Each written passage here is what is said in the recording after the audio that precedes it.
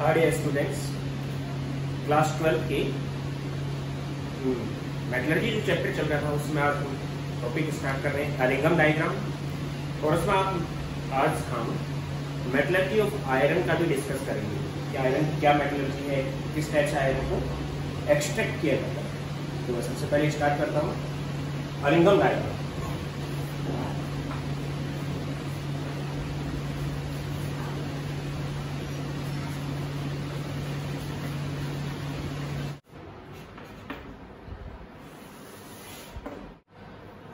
अलिंगम ने metallic sulphide formation, metallic oxide formation, metallic halide formation के लिए delta G naught gives free energy change standard और temperature के बीच में ग्राफ प्लॉट किया। और जो डेल्टा जी नोट का टेम्परेचर के साथ रिलेशन है, delta G naught which is equal to delta H naught minus T delta S naught. इस इक्वेशन के according y is equal to C plus M X की फॉर्म में y axis पे delta G note और x axis पे temperature को लेके graph plot किया। तो स्ट्रेट लाइन आएगी क्योंकि स्ट्रेट लाइन इक्वेशन है जिसका जो स्लोप है वो n के equal means minus delta S note और जो इंटरसेप्ट है वो डेल्टा एस नोट के अकॉर्डिंग आएगा।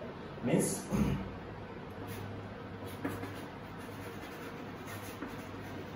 Formation of metallic oxide, sulphide and halide. The graph between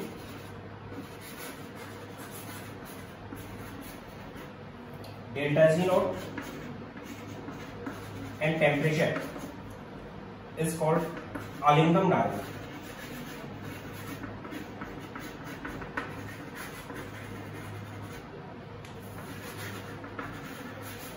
उसको हम नाम दे रहे हैं अलिंगम डायग्राम। और अलिंगम डायग्राम में जितनी भी लाइंस थी सभी स्ट्रेट लाइन है। तो डायग्राम कुछ इस टाइप का है क्योंकि स्ट्रेट लाइन इक्वेशन को ये फॉलो कर रहा है। मैं मेटलिक ऑक्साइड की फॉर्मेशन के लिए डायग्राम यहाँ पे बना रहा हूँ। इस टाइप की स्ट्रेट लाइन्स है। उन स्ट्रेट लाइन्स को अगर हम देखते हैं तो यहाँ पे कार्बन के लिए एक लाइन आती है जिसमें कोई स्लोप नहीं है, बाकी सभी में जनरली पॉजिटिव स्लोप है। केवल एक लाइन ऐसी आती है जिसमें नेगेटिव स्लोप है, बाकी सभी में पॉजिटिव स्लोप है। पॉजिटिव स्लोप क्यों है? क्योंकि डेल्टा एस जो होता है, delta S minus delta S, slope किसके इक्वल हो गया यहाँ पे? Slope which is equal to minus delta S not, इसके इक्वल स्लोप हो चुका है। और इंटरसेप्ट यहाँ से है ही, इंटरसेप्ट आपको दिखाई दे रहा है। नेगेटिव के अंदर डेल्टा जी नोट की वैल्यूज हैं, तो उसके साथ साथ slope minus delta S note. इसका मतलब यहाँ पे पॉजिटिव स्लोप आने का मतलब है कि डेल्टा एस नोट है वो नेगेटिव है। डेल्टा एस नोट जैसे ही नेगेटिव होगी तो स्लोप कैसे हो जाएंगे? पॉजिटिव हो जाएंगे, माइनस में आ रहा है उसमें। तो ये जो लाइन है अकॉर्डिंग टू जो अलिंगम डायग्राम बना था उसमें जैसे जैसे हम नीचे चले जाते हैं तो नीचे वाली जो लाइन आती है वो उस मेटल के लिए होती है जिसका एसआरपी कम है। मीन्स ये जो अलिंगम डायग्राम बना है एसआरपी बेस्ड है, यानी नीचे आएगी जिसका एसआरपी कम होगा, जैसे जैसे एसआरपी बढ़ता चला जाएगा वैसे वैसे लाइन अपर होती चली जाएगी। तो ये एक मोल फॉर्मेशन के लिए बनाया गया डायग्राम है, एक मोल मेटलिक ऑक्साइड फॉर्मेशन के लिए बनाया गया डायग्राम है। यानी कि ये लाइन जो मैंने ड्रा किया है ये मैग्नीशियम ऑक्साइड के एक मोल का फॉर्मेशन है converted to Mg।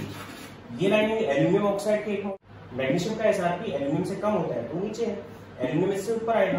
Means Al 4/3 of Al plus O2 converted to Al to O3, एक मोल की फॉर्मेशन करनी है।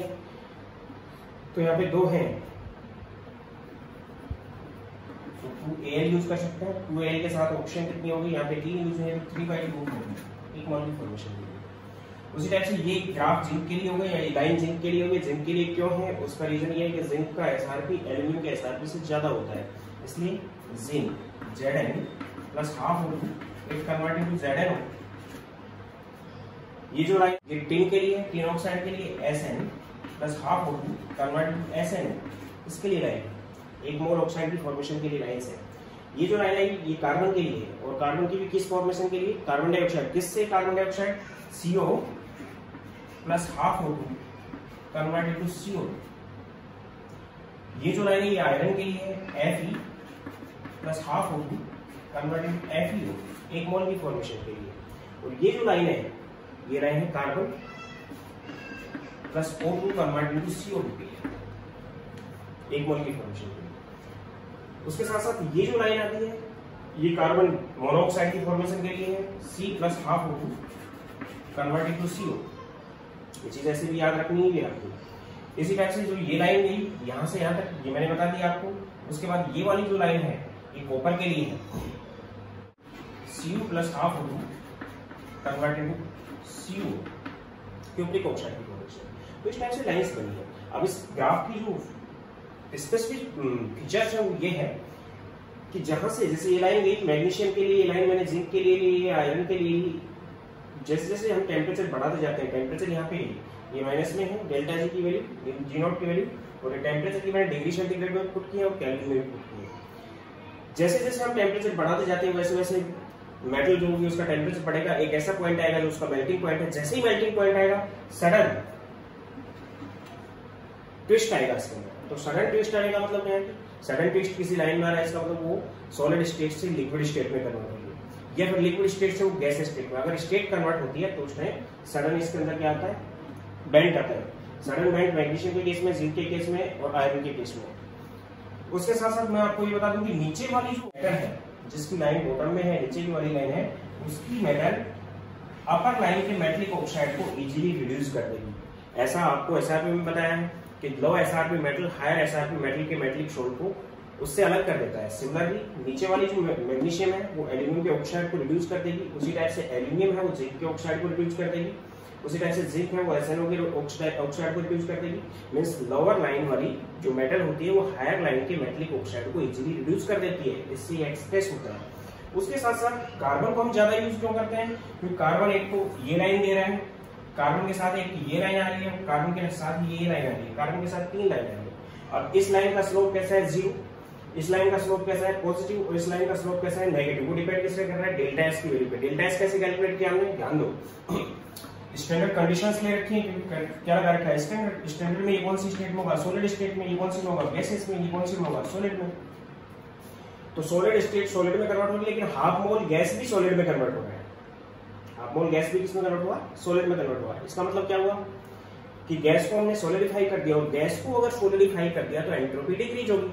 एंट्रोपी डिक्रीज होगी तो एंट्रोपी की वैल्यू नेगेटिव आ गई, और नेगेटिव आ गई तो स्लोप कैसा हो जाएगा? पॉजिटिव। इसी टाइप से इसमें भी ये सॉलिड है, ये सॉलिड है और ये गैस है। गैस को हमने सॉलिडिफाई किया, एंट्रोपी डिक्रीज हुई, तो साइन कैसा आ गया? डेल्टा एस नॉट का नेगेटिव। नेगेटिव नेगेटिव पॉजिटिव होगा तो स्लोप पॉजिटिव हो जाएगा। उसी टाइप से सभी लाइंस के लिए पॉजिटिव स्लोप आने का स्टैंडर्ड कंडीशंस में यही मतलब है कि हमने सॉलिड को सॉलिड में कन्वर्ट किया, जबकि गैसेस को भी हमने सॉलिड में कन्वर्ट कर दिया, तो एंट्रोपी डिक्रीज होगी। अगर इस लाइन के लिए हम देखते हैं तो कार्बन एक सॉलिड है, स्टैंडर्ड कंडीशन में ये गैस है और ये भी गैस है। हम हाफ मोल गैस को 1 मोल गैस में कन्वर्ट कर रहे हैं। ये तो सॉलिड है, सॉलिड भी गैस में कन्वर्ट हो रहा है, और हाफ मोल गैस भी कितना कन्वर्ट हो रही है? 1 मोल गैस में। तो गैस की एंट्रोपी हाफ मोल की कम होती है और 1 मोल की क्या होती है? ज्यादा होती है। तो एंट्रोपी का चेंज पॉजिटिव हो गया है। एंट्रोपी का चेंज अगर पॉजिटिव हो गया तो स्लोप नेगेटिव हो गया। उसी टाइप से इसके केस में अगर देखें इस लाइन में कोई स्लोप नेगेटिव 0 क्यों है? क्योंकि ये सॉलिड था, ये गैस था और ये गैस है। 1 मोल गैस में ही कन्वर्ट हुई। इसका मतलब गैसेस मोल्स में कोई चेंज नहीं आया, तो entropy is constant. Entropy change यहाँ पे 0 होने की वजह से स्लोप भी कैसा हो गया? 0 हो गया। इस लाइन के केस में अगर देखते हैं कार्बन मोनोऑक्साइड की लाइन में, तो कार्बन मोनोऑक्साइड एक गैस है, ऑक्सीजन एक गैस है, कार्बन डाइऑक्साइड एक गैस है, तीनों ही गैस है, लेकिन 1.5 मोल गैस को 1 मोल गैस में कन्वर्ट कर रहे हैं। तो 1.5 मोल गैस जब 1 मोल गैस में कन्वर्ट होगी तो एंट्रोपी डिक्रीज होगी, तो एंट्रोपी का चेंज नेगेटिव आएगा। एंट्रोपी का चेंज अगर नेगेटिव आता है तो स्लोप कैसा होगा? पॉजिटिव। तो जनरली इनके लिए स्लोप जो है वो किस पे डिपेंड कर रहा है? डेल्टा एस नॉट पे। और लाइन के लिए हम स्लोप उसी के लिए, कार्बन के लिए 3 लाइन है, इसलिए ज्यादातर हम ऑक्साइड्स को कार्बन से रिड्यूस करवा पाते हैं। ऐसा मैं पहले भी बता चुका हूं कि आयरन के ऑक्साइड को हम किससे रिड्यूस नहीं करवाते हैं? कार्बन से रिड्यूस नहीं करवाते, क्योंकि आयरन का ऑक्साइड यहां से स्टार्ट हुआ है, तो आयरन नीचे से स्टार्ट हुआ है और कार्बन ऊपर है, इसलिए कार्बन से हम इसको रिड्यूस नहीं करवाते हैं। लेकिन कार्बन मोनोऑक्साइड इससे नीचे है, जिससे हम उसको रिड्यूस करवा लेते हैं। आयरन के ऑक्साइड को हम कार्बन मोनोऑक्साइड से रिड्यूस करवाते हैं, कार्बन से रिड्यूस नहीं करवाते, हायर टेम्परेचर की नीड होती है। अब यहाँ पे अगर हम देखें तो मैग्नीशियम यहाँ से इसको क्या कर गया? इंटरसेक्ट कर दिया। जहां पे इंटरसेक्ट कर रहा है वो टेम्परेचर है 1623 केल्विन। मैग्नीशियम ने एल्यूमिनियम की जो लाइन थी उसको इंटरसेक्ट किया 1623 केल्विन पे, यानी इससे कम टेम्परेचर पे अगर हम देखें तो मैग्नीशियम एल्यूमिनियम के ऑक्साइड को रिड्यूस कर देगा। लेकिन इससे हायर टेम्परेचर पे अगर हम देखें तो उस कंडीशन में एल्यूमिनियम की लाइन नीचे है और मैग्नीशियम की लाइन ऊपर है, तो उस कंडीशन में एल्यूमिनियम मैग्नीशियम के ऑक्साइड को रिड्यूस कर पाएगा। यानी कि यहां से तो मैग्नीशियम एल्यूमिनियम ऑक्साइड की फॉरवर्ड रिएक्शन स्पॉन्टेनियस रहेगी, लेकिन यहाँ पे वो रिएक्शन स्पॉन्टेनियस नहीं रहेगी, बैकवर्ड स्पॉन्टेनियस हो जाएगी। और इसी टेम्परेचर पे 1620 जहाँ पे इंटरसेक्ट होता है, उसी पर्टिकुलर टेम्परेचर पे डेल्टा जी जीरो हो जाएगा रिएक्शन का, और रिएक्शन का डेल्टा जी जीरो हो गया, इसका मतलब रिएक्शन कहाँ पे रहेगी? इक्विलिब्रियम पे। Reaction present at equilibrium. तो ज्यादातर को हम कार्बन से क्यों रिलीज करवा पाते हैं, इसका कंक्लूजन क्या है वो मैं नीचे इसमें लिख रहा हूँ। इसको मैंने एक्सप्लेन कर दिया, इस टाइप की लाइन आती है, बहुत कम लाइन बनाई है मैंने, सभी ऑक्साइड्स के लिए, सभी सल्फाइड्स के लिए और हैलाइड्स के लिए हम लाइन बना सकते हैं। और हम इसे देख सकते हैं कि किस टेम्परेचर पे कौन सी मेटल किस मेटलिक ऑक्साइड को रिड्यूस कर पाएगी, कर पाएगी या नहीं कर पाएगी, इसकी इंपॉर्टेंस और salient features. Conclusion of aluminium diagram. Number first, all lines are straight.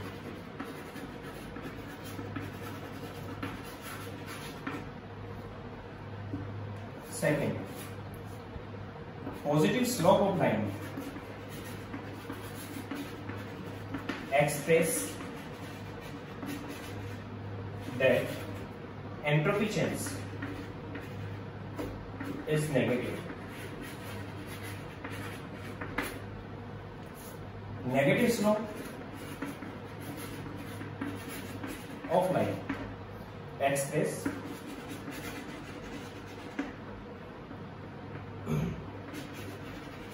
that delta S naught is positive and zero slope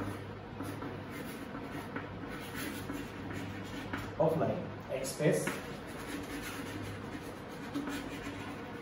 that delta S naught is zero. For example, जैसे मैं ये लाइन ले रहा हूँ, carbon plus half O2 convert into CO, carbon monoxide. एक मैं ले रहा हूँ कि carbon monoxide plus half O2 convert into CO, और एक मैं ले रहा हूँ C plus O2 convert into CO। Carbon dioxide की फॉर्मेशन है उसमें भी कार्बन डाइऑक्साइड की फॉर्मेशन नहीं है, ये एक रिएक्शन है जिसमें कार्बन डाइऑक्साइड बन रहा है, ये एक रिएक्शन है जिसमें कार्बन मोनोऑक्साइड बन रहा है, यानी इसकी फॉर्मेशन रिएक्शन है। तो इस कंडीशन में अगर देखते हैं तो हाफ O2 यहाँ पे यूज कर रहे थे, ये सॉलिड था, ये गैस है और ये सॉलिड है, सॉरी ये गैस है। तो अगर हाफ मोल गैस को हम 1 मोल गैस में कन्वर्ट कर रहे हैं, इसका मतलब क्या हुआ, गैस की नंबर ऑफ मोल्स बढ़ा रहे हैं तो एंट्रोपी बढ़ेगी, एंट्रोपी बढ़ेगी तो एंट्रोपी का चेंज भी पॉजिटिव होगा। तो इसलिए एंट्रोपी का चेंज जो होता है वो पॉजिटिव होता है, और अगर एंट्रोपी का चेंज पॉजिटिव होता है तो स्लोप इसके लिए नेगेटिव होता है। यही एक रिएक्शन है एल्यूमिनियम डायग्राम में जिसके लिए स्लोप कैसा होता है, कंप्लीटली नेगेटिव होता है। अगर इस केस में देखें तो ये भी गैस है और ये भी गैस है और ये भी गैस है, 1.5 मोल हो गया, 1 मोल इसका 0.5 इसका, 1.5 मोल गैस को हम 1 मोल गैस में कन्वर्ट कर रहे हैं। गैसेस क्वांटिटी कम कर, इसका मतलब क्या हुआ, एंट्रोपी घटा रहे हैं हम, इसकी कम कर रहे हैं, तो एंट्रोपी का चेंज नेगेटिव आ गया। अब एंट्रोपी का चेंज नेगेटिव आ गया तो स्लोप कैसा हो जाएगा इसके लिए, पॉजिटिव। मींस इसके लिए जो एंट्रोपी का चेंज है वो नेगेटिव है, तो स्लोप इसके लिए पॉजिटिव हो जाएगा। इसके केस में अगर देखते हैं तो कार्बन सॉलिड है, ये गैस है और ये गैस है, 1 मोल गैस को 1 मोल गैस में ही कन्वर्ट कर रहे हैं, तो एंट्रोपी का चेंज जीरो हो गया। तो डेल्टा एस नॉट अगर जीरो हो गया देन उस कंडीशन में हम क्या कर सकते हैं, स्लोप भी ऐसा कैसा कितना हो जाएगा, स्लोप इज जीरो, इसका स्लोप भी जीरो हो जाएगा। And next third,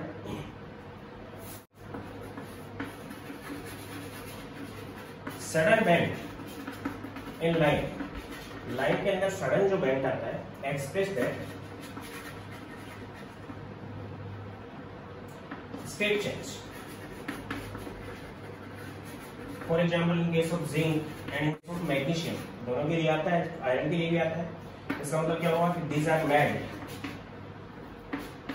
eight that point,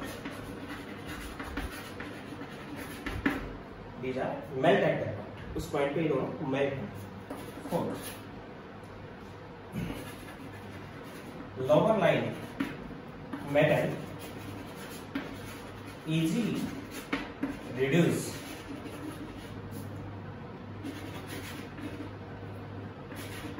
upper line metallic oxide, lower line की जो मेटल है वो अपर लाइन के मेटलिक ऑक्साइड को इजीली रिड्यूस कर देगी एट दैट टेम्परेचर।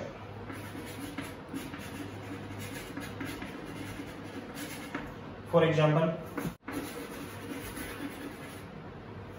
1623 केल्विन अगर हम देखते हैं, 1623 केल्विन से पहले मैग्नीशियम की लाइन नीचे उतरी, मैग्नीशियम Al2O3 के साथ ट्रीट होकर मैग्नीशियम के ऑक्साइड में कन्वर्ट होगा, प्लस में एल्यूमिनियम को सेपरेट कर देगा।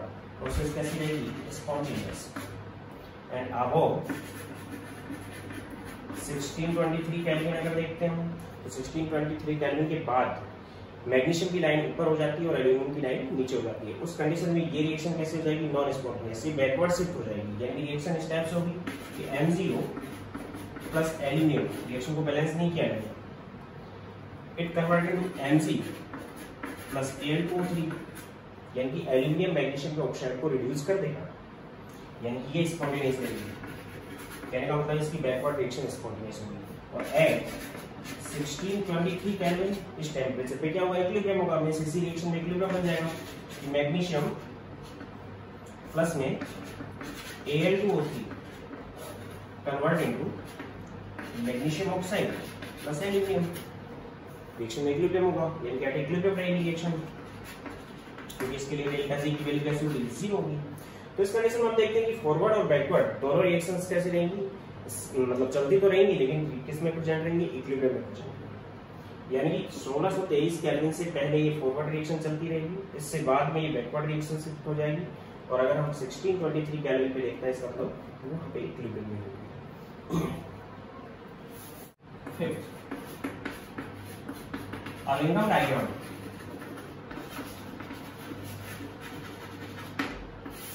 is on basis of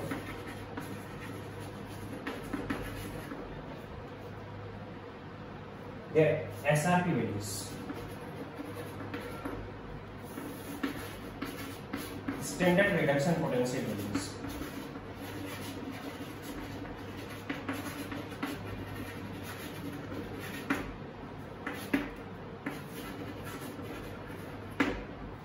इससे हम इजीली क्या पता लगा सकते हैं कि किस टेम्परेचर पे किस मेटल से हम किस मेटलिक ऑक्साइड को इजीली रिड्यूस करवा पाते हैं।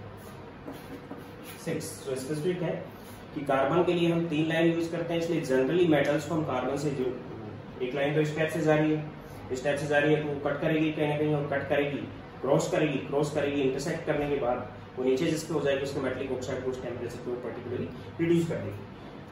जनरली मेटलिक ऑक्साइड reduced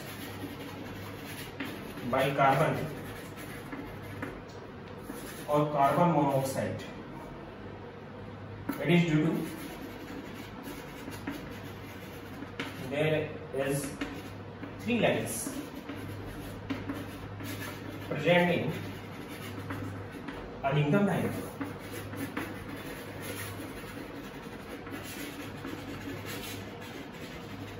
तीन लाइनें प्रेजेंट है अर्लिंघम डायग्राम में, इसलिए ऐसा हो पाता है कि हम जनरली कार्बन से उसको रिड्यूस करवा पाते हैं।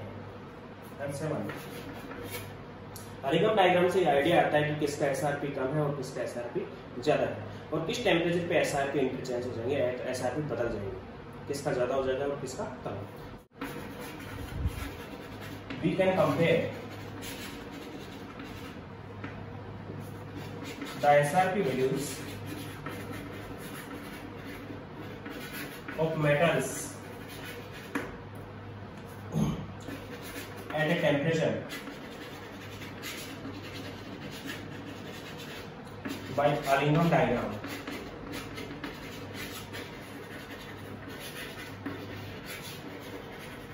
हम कंपेयर कर सकते हैं। तो ये अर्लिंघम डायग्राम के सेलेक्ट फीचर्स थे। अब अर्लिंघम डायग्राम दिया तो गया, इससे हम कंपैरिजन कर सकते हैं और मेटलर्जी में इसका बहुत ज्यादा सिग्निफिकेंस भी है, लेकिन जिसका ड्रॉबैक है, ड्रॉबैक तो ये है कि कोई रिएक्शन हो जाएगी, स्पॉन्टेनियस होगी है नॉन स्पॉन्टेनियस होगी, इसने एक्सप्लेन कर दिया, कोई दिक्कत नहीं है। लेकिन इसका ड्रॉबैक ये है कि उसकी काइनेटिक्स क्या होगी, वो फर्स्ट ऑर्डर से चलेगी, सेकंड ऑर्डर से चलेगी, जीरो ऑर्डर से चलेगी, उसकी स्पीड क्या होगी, किस मैकेनिज्म को फॉलो करेगी, इसको इसने एक्सप्रेस नहीं किया। मींस ड्रॉबैक है ये काइनेटिक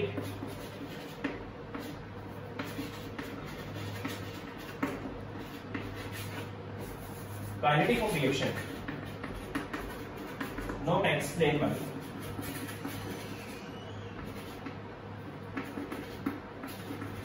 आलिंगम। काइनेटिक का मतलब उसकी स्पीड, उसकी रेट या फिर मैकेनिज्म या फिर ऑर्डर, इन सब चीजों को एक्सप्लेन उसने नहीं किया, ये इसका ड्रॉबैक था। इससे हम कंपेयर कर सकते हैं। फॉर एग्जांपल सपोज करो आपको एक ग्राफ दिया गया एलिगम डायग्राम के अकॉर्डिंग। यहाँ पे आप डेल्टा जी नोट दे दिया और यहाँ टेम्परेचर के बीच में ग्राफ नोट कर दिया। एक लाइन ये दे दी, एक लाइन ये दी हुई है, एक लाइन स्टेप से आई हुई है, एक लाइन स्टेप से गई हुई है, एक लाइन इसको क्रॉस करके स्टेप से गई हुई है। ये सपोज करो मेटल M1 के लिए है, ये मेटल M2 के लिए है, ये मेटल M3 के लिए है, ये कार्बन के लिए है, CO plus half O2 convert into CO2 के लिए। और ये लाइन सपोज करो आपके पास कार्बन के लिए है, C plus half O2, C plus O2 convert into CO2।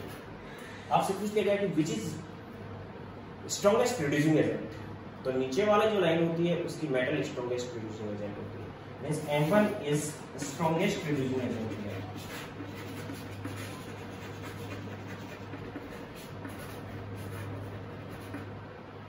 आपसे पूछ लिया गया कि M1 और M2 का अगर हम कंपैरिजन करते हैं तो एक पर्टिकुलर पॉइंट A लिया है, उस पॉइंट से पहले क्या होगा और बाद में क्या होगा। तो आप बता सकते हो कि पॉइंट A से पहले M1 M2 के ऑक्साइड को रिड्यूस कर देगा, पॉइंट A के बाद क्रॉस करके इंटरसेक्ट कर दी, पॉइंट A के बाद जो M2 है मेटल वो M1 के ऑक्साइड को रिड्यूस कर देगा।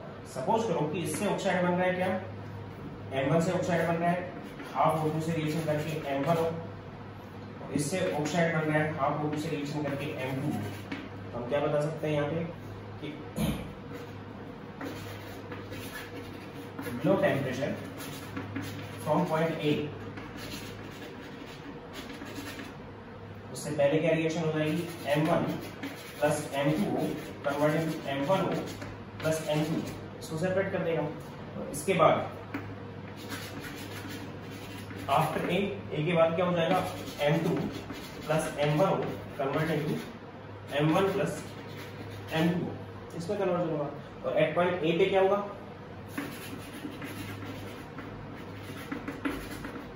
A पॉइंट पे क्या होगा, A पॉइंट पे दोनों रिएक्शन इक्विलिब्रियम में प्रेजेंट होंगे। Means M1 plus M2O convert into M2 plus M1, दोनों रिएक्शन क्या होंगी, इक्विलिब्रियम में प्रेजेंट होंगी। यानी कि इस टाइप से हम इसको एक्सप्रेस कर सकते हैं। ये था एलिंगम डायग्राम, इसकी इंपॉर्टेंस मैंने आपको बता दी, इसमें क्या क्या खास बातें हैं वो आपको बता दी। जो स्लोप है वो डेल्टा एस पे डिपेंड करते हैं। जनरली पॉजिटिव स्लोप आते हैं मेटलिक ऑक्साइड्स के लिए, जिसके लिए स्लोप 0 आ रहा है इसका मतलब डेल्टा एस नोट की वैल्यू 0 है। जिसके लिए पॉजिटिव स्लोप है इसका मतलब डेल्टा एस नोट उसका नेगेटिव है। जिसके लिए नेगेटिव स्लोप है इसका मतलब डेल्टा एस नोट उसके लिए पॉजिटिव है। जहां पे बेंड आ रहा है इसका मतलब वहां पे मेल्टिंग हो रही है या स्टेट चेंज हो रही है, सॉलिड से वो लिक्विड में कन्वर्ट हो रहा है या फिर लिक्विड से वो गैस में कन्वर्ट हो रहा है। जहां पे बेंड आ रहा है, सडन बेंड आता है और स्ट्रेट लाइंस के लिए एक्सप्रेस होती है। और एलिंगम डायग्राम एसआरपी बेस्ड है, एसआरपी के ऊपर बेस्ड है। अब हम बात करते हैं एक्सट्रैक्शन मेटलर्जी की, जिसमें सबसे पहले ले रहा हूं आयरन। इससे पहले मैंने आपको एल्यूमिनियम तो कंप्लीटली उसके साथ बता दिया। आज हम बात करेंगे एक्सट्रैक्शन ऑफ आयरन या metallurgy of iron.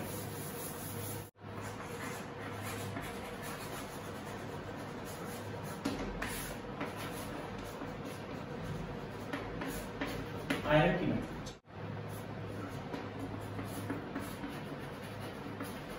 Fishing powder form में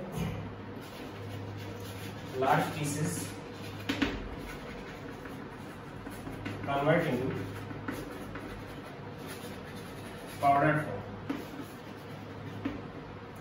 Second, gravity separation.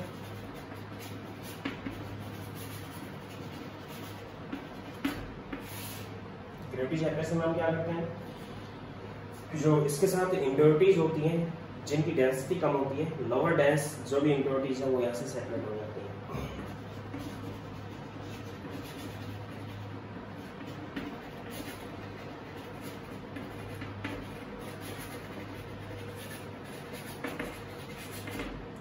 फिर कंसंट्रेशन करते हैं इसकी हम।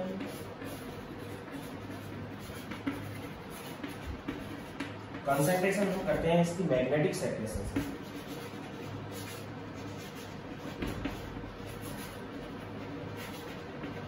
कंसंट्रेटेड ओर आ जाता है, जनरली ओर ऑक्साइड और कार्बोनेट के हैं।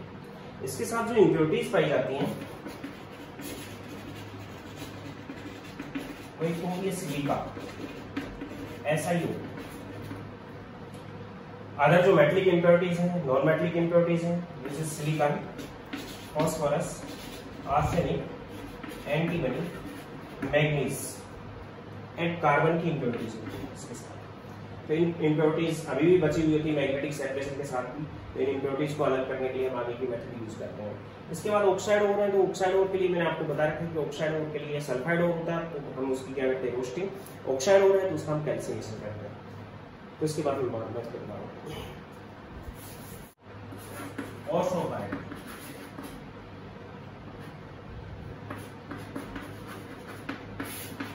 आपको पहले भी बता रखा है, एक बार फिर रिपीट कर देता हूँ। Hematite, magnetite, siderite, iron pyrite, copper pyrite,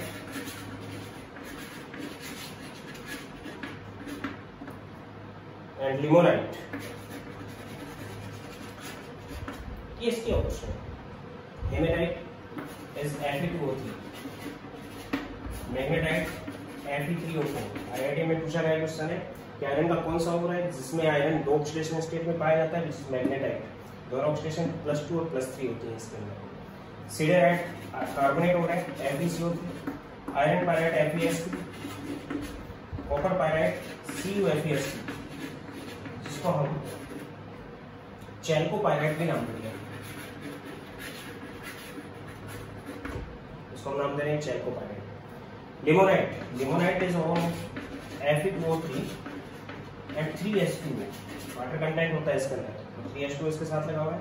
कभी कभी इसके सामने 3 भी दिया गया होगा, तो आप इसको इस टाइप से रिप्रेजेंट करोगे 3Fe2O3 3H2O, it is limonite.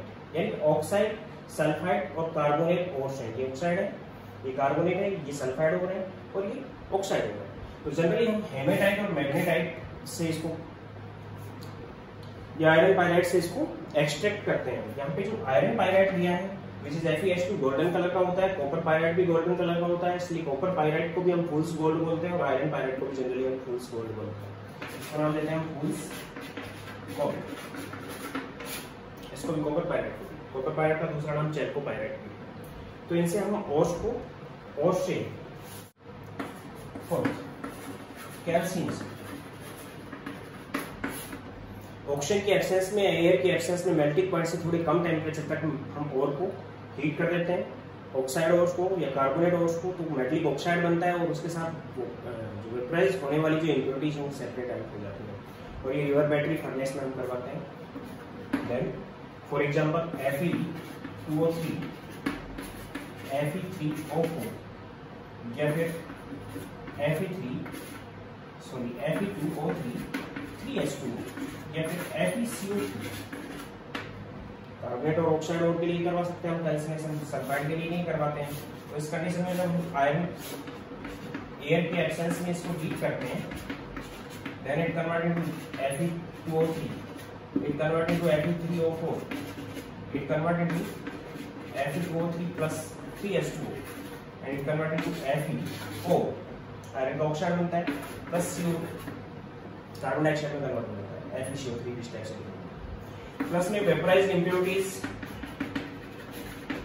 Plus में वेपराइड इम्प्योरिटीज, प्लस में वेपराइड इम्प्योरिटीज और प्लस में वेपराइड इम्प्योरिटीज साथ हो जाते हैं, निकल जाती है। रोस्टिंग हम सल्फाइड ओर का करवा लेते हैं, तो रोस्टिंग के अंदर जो इसकी इम्प्योरिटीज है वो भी ऑक्सीजन के साथ ट्रीट होके ऑक्साइड्स में कन्वर्ट हो जाती है।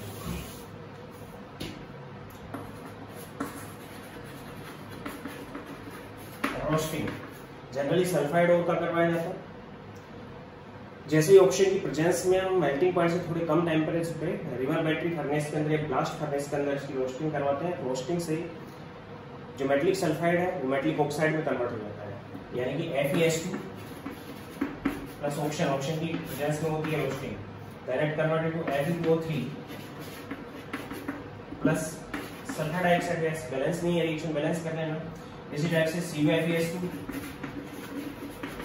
प्लस ऑक्सीजन हीट करने पे एक कन्वर्ट से बनता है FeO plus Cu2O plus SO, sulphur dioxide remove हो जाती है।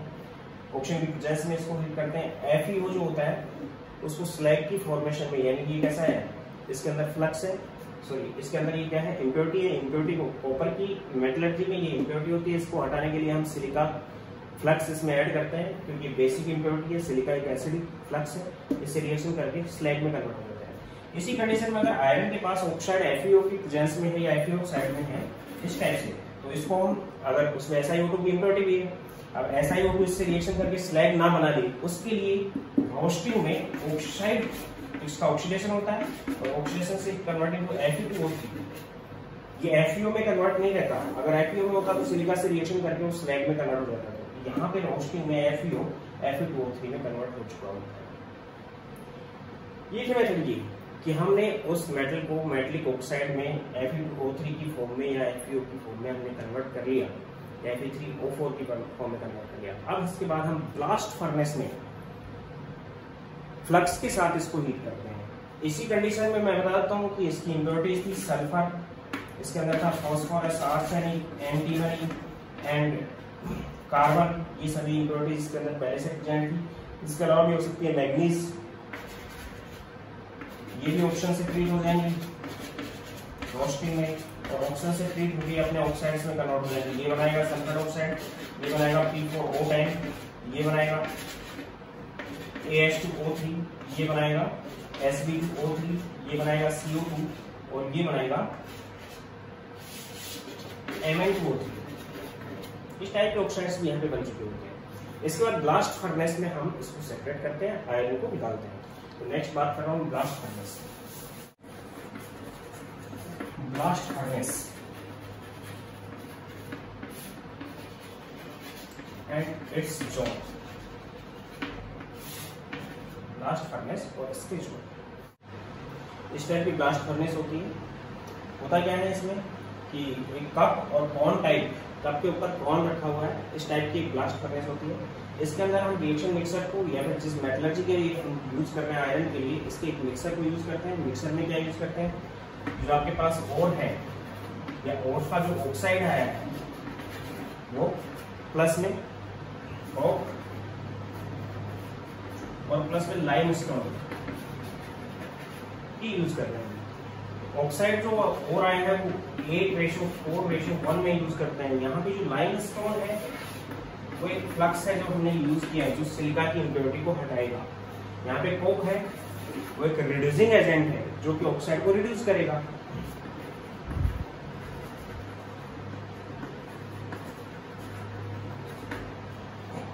इस टाइप से हम क्या करते हैं, रिएक्शन मिक्सर को ऊपर से डालते रहते हैं और यहाँ से टॉयड से, जो टॉयड बने हुए हैं उस टॉयड से हायर प्रेशर पे और हायर टेम्परेचर पे, लगभग 2000 डिग्री सेंटीग्रेड टेम्परेचर पे हॉट एयर को फ्लो करवाते हैं।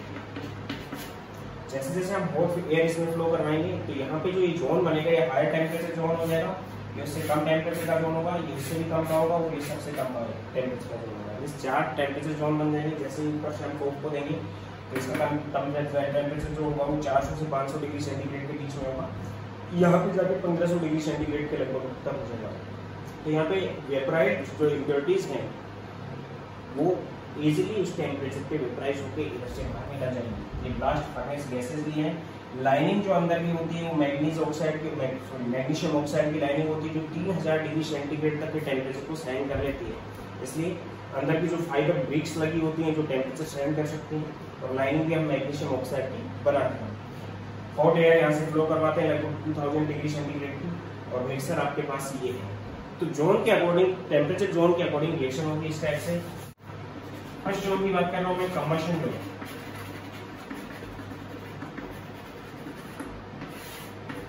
कंबशन जोन लगभग 1500 डिग्री सेंटीग्रेड तक जो कार्बन है जो हमने यहाँ पे यूज किया है, तो एयर में प्रेजेंस और इसके साथ ऑक्सीजन के साथ रिएक्शन करके कार्बन डाइऑक्साइड बनाती है।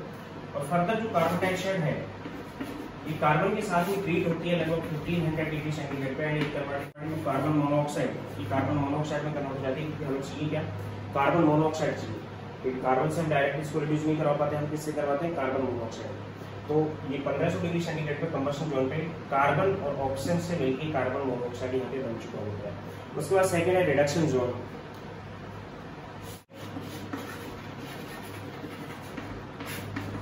एक्सट्रैक्ट हो जाती है। रिडक्शन जोन का टेम्परेचर होता है वो बिलो 1000 डिग्री सेंटीग्रेड होता है। मीन्स यहाँ तक 400 डिग्री सेंटीग्रेड का जोन था जिससे तो वेपराइज्ड इम्प्योरिटीज चली गई। यहाँ पे 1000 डिग्री सेंटीग्रेड के बीच होगा। यहाँ पे 1200 डिग्री सेंटीग्रेड तक का जोन है, वही 1500 डिग्री सेंटीग्रेड तक का जोन है। तो जोन अलग अलग बने हुए, नीचे टेम्परेचर ज्यादा, ऊपर टेम्परेचर कम। तो below 1000 degree centigrade. Lower temperature पे Fe2O3 है फेरिक ऑक्साइड, जिसमें आयरन +3 है। ये कार्बन मोनोऑक्साइड के साथ ट्रीट होता है लगभग 300 to 400 डिग्री सेंटीग्रेड, 300 से 400 डिग्री सेंटीग्रेड के बीच। And it convert into Fe3O4 plus CO। ये आयरन का ऑक्साइड बनता है जिसमें कुछ आयरन तो क्या है +2 में है और कुछ आयरन किसमें रह गया, +3 में रह गया। यानी +3 से कुछ आयरन +2 में चला गया, मींस रिडक्शन हो चुका है। उसके बाद Fe3O4 रिड्यूस होता है कार्बन मोनोऑक्साइड से। रिएक्शन को बैलेंस नहीं ले रहा हूं मैं, 500 to 600 डिग्री सेंटीग्रेड के बीच। एंड रिड्यूस होकर it convert into Fu plus CO। Reaction को यहाँ पे बैलेंस नहीं लिया गया। ये सारे जो +2 और +3 के थे, इसमें कुछ +2 के एज इट इज रहे और +3 वाले थे वो भी +2 में कन्वर्ट हो गए, मींस वो भी रिड्यूस हो गए। And at higher temperature FeO plus CO carbon monoxide के साथ ही लगभग 700 डिग्री सेंटीग्रेड से ज्यादा टेम्परेचर पे, डिग्री सेंटीग्रेड में यूज कर रहा हूँ, इस टेम्परेचर पे it convert into Fe plus C। Sponge iron बनता है। हम दे रहे हैं इसको sponge iron.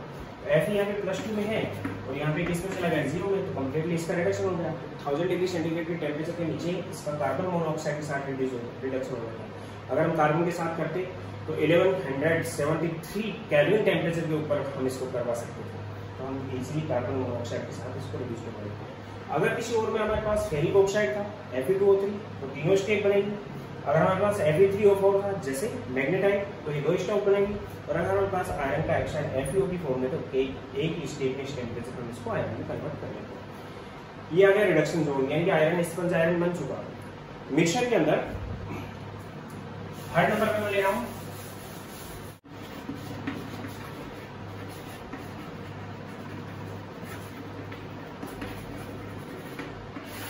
Slag formation zone में जो कैल्शियम कार्बोनेट था CaCO3 लाइमस्टोन हमने लिया था, ये लगभग 1000 डिग्री सेंटीग्रेड पे डिकम्पोज हो जाता है completely and convert to CaO plus CO।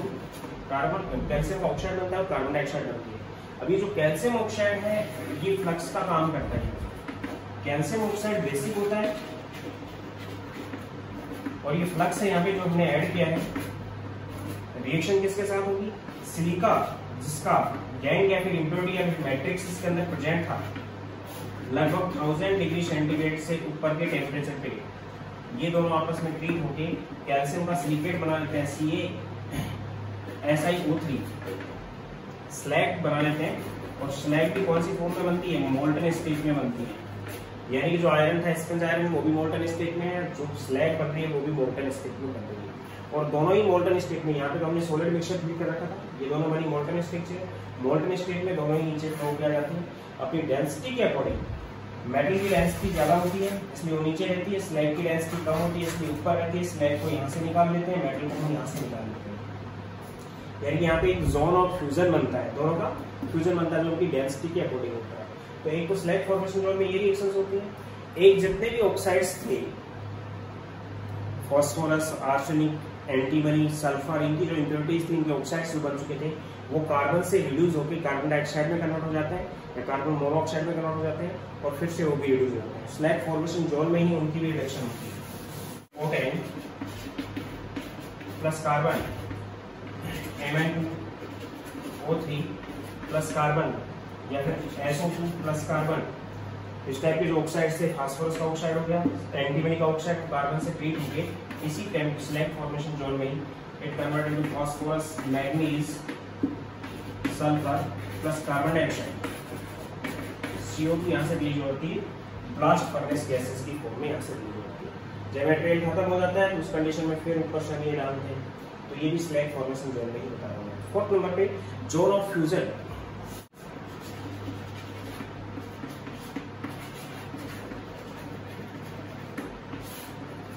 जैसा ही मैंने बता दिया एक स्लैग बन चुका है, ये बन चुका है, दोनों डेंसिटी के अकॉर्डिंग सेपरेट हो जाते हैं। डेंसिटी ऑफ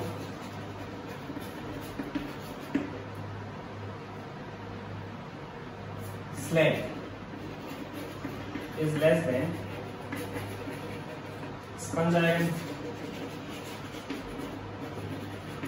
तो फिर क्या होता है, जैसे ये ऊपर से फ्लो होके आते हैं, इनकी फ्लोइंग रेट अलग अलग होती है, तो नीचे चला जाता है आयरन और ऊपर आ जाता है कौन, स्लैग, जिनको हम दोनों सेपरेट कर लेते हैं।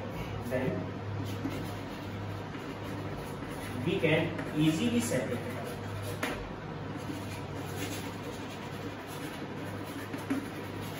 दोनों मॉडर्न स्टेट में होते हैं और दोनों की डेंसिटी डिफरेंट होने की वजह से डिफरेंट लेयर बनती है, जिसको हम अलग अलग कर लेते हैं। ये था जोन ऑफ फ्यूजन। अब जो आयरन आया उसके साथ, स्पंज जो आयरन आया उसके साथ बहुत सी इम्प्योरिटीज होती हैं।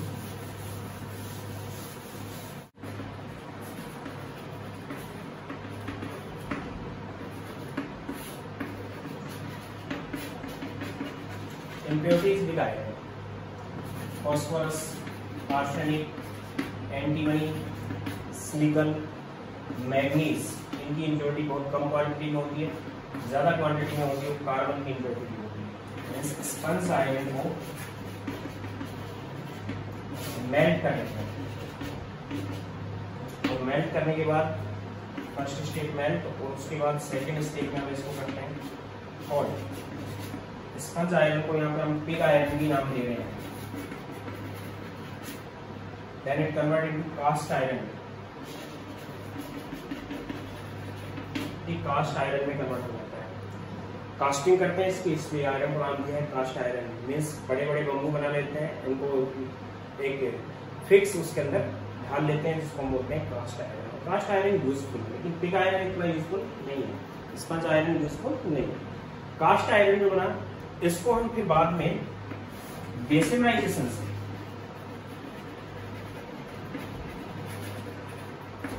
रॉट आयरन में कन्वर्ट करेंगे। इसमें कन्वर्ट करते हैं रॉट आयरन। बेसिनाइजेशन क्या है कि कास्ट आयरन को मेल्ट करके बिछा लिया और उसको अच्छी तरह से हैमरिंग की, पीटा उसको हैमर से, जिससे उसके अंदर इम्प्योरिटीज जो प्रेजेंट होती है ऑक्सीजन से, एयर के ऑक्सीजन से रिएक्शन करके ऑक्साइड्स की वेपराइज होती है, वोलेटाइल ऑक्साइड्स में कन्वर्ट हो जाती है और उड़ जाती है, इसलिए इसकी परसेंटेज कुछ प्योर हो जाती है और रॉट आयरन बनता है। तो जो रॉट आयरन है वो आयरन की प्योरेस्ट फॉर्म है।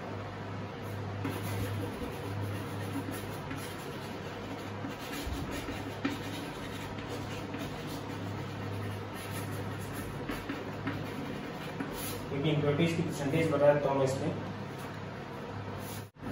तो स्पंज जो आयरन होता है, जो हम ब्लास्ट फर्नेस से निकाल के लेके आए हैं, उसी को हम नाम देते हैं पिग आयरन। उसमें 93% आयरन होता है, अप्रोक्सीमेटली 5% कार्बन होता है और बाकी अदर इम्प्योरिटीज होती है, जो मैं आपको बता चुका हूँ। अदर जो इम्प्योरिटीज होती हैं, phosphorus, arsenic, antimony, silicon and manganese की इम्प्योरिटीज के साथ प्रेजेंट होती है, तो मैं आपको बता चुका हूँ। तो ये बहुत ज़्यादा यूजफुल नहीं है, पिग आयरन को इतना ज़्यादा यूज नहीं करते हैं। इसको हम रिमेल्ट कर लेते हैं और बीट करते हैं इसको। जितना ज़्यादा बीट करेंगे उतनी ही इम्प्योरिटीज जो होती हैं वो ऑक्सीजन के, एयर के ऑक्सीजन के साथ रिएक्शन करके वेपराइज हो जाती है। तो कार्बन की परसेंटेज भी, कार्बन के ऑक्सीजन से रिएक्शन करेंगे कार्बन डाइऑक्साइड में कन्वर्ट होगा, तो कार्बन की परसेंटेज भी इसमें कम हो जाती है। Direct converting to cast iron, इसको नाम देते हैं कास्ट आयरन। तो कास्ट आयरन में जो परसेंटेज ऑफ कार्बन होता है वो 2.5 to 5% रहता है। परसेंटेज कार्बन इतना होता है, बाकी क्या हो जाते हैं, खत्म हो जाते हैं। कास्ट आयरन क्या होगी, मोस्ट इम्प्योर फॉर्म, दो ही फॉर्म है।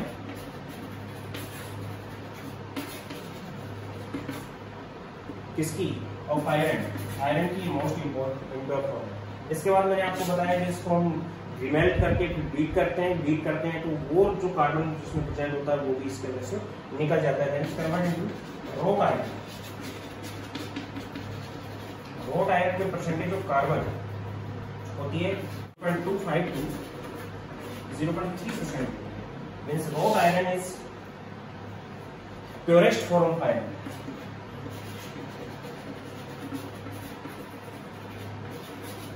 आयरन की प्योरेस्ट फॉर्म होती है। जनरली हम कास्ट आयरन से मशीनरीज के अंदर यूज करते हैं। रॉट आयरन हार्डेस्ट आयरन होता है, हार्ड आयरन होता है, इसलिए इसको बहुत कम यूज कर पाते हैं। कास्ट आयरन को हम जनरली मशीनरीज में यूज करते हैं। लिडो फॉर्म है, रॉट आयरन एक कास्ट की प्योर फॉर्म है, वो प्योर फॉर्म है। इसमें परसेंटेज ऑफ कार्बन कितना होता है। इसके बाद मैं बात करूं स्टील। स्टील एक आयरन की फॉर्म नहीं है। स्टील आयरन की एक वैरायटी है। It is variety of iron.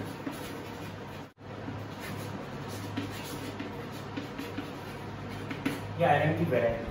इसके अंदर हम अलग से क्रोमियम मैग्नीज की इम्प्योरिटीज ऐड करते हैं। निकेल, क्रोमियम और मैग्नीज की इम्प्योरिटीज ऐड करते हैं।